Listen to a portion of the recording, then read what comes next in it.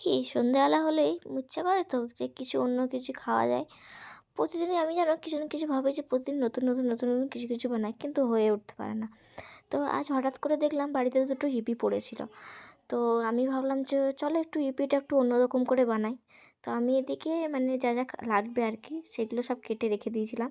পেঁয়াজ, রসুন, আদা, লঙ্কা, তারপরে যা যাবতীয় যা জিনিসগুলো সব, টমেটো। তো এখানে কেটে দেওয়ার পর আমি ভাবলাম কি চলো তোমাদের ভালো ভালো কমেন্টগুলো পড়ি।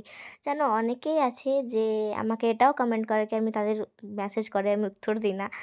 সেটার জন্য এক্সট্রিমলি সরি। কারণ আমার নিজের সময় হয়ে ওঠে না। আমি পড়তে বসি, ভিডিও বানাই, নিজের পড়াশোনা করি, কাজ করি। তো সেজন্য আর মানে হয়ে ওঠে না। তো ফ্রি থাকাকালীন আমি অবশ্যই রিপ্লাই করি, না রিপ্লাই তা না। বাকি থাকলো আমার ভিডিও বানানোর।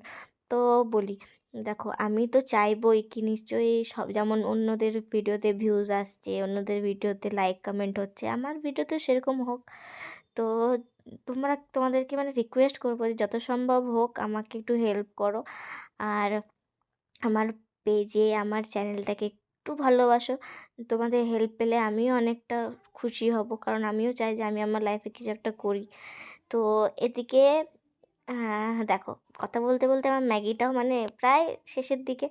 দেখো ম্যাগির রেসিপিটা তোমরা এই ভিডিওর মাধ্যমে নিয়ে নিও। সত্যি খেয়ে দেখবে, বানিয়ে দেখবে, অনেক ইয়াম্মি হয়। খেতে খুবই ভালো লাগে।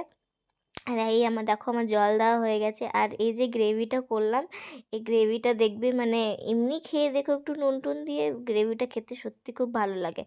ঠিক আছে? তো এই রেসিপিটা আমার নিজের বানানো, কারণ আমি ম্যাগি খেতে, ইপি খেতে মানে খুব খুব পরিমাণে ভালোবাসি। আর নতুন রান্নাঘরে তো নতুন এক্সপেরিমেন্ট করতেও আমার খুব পছন্দ হয়।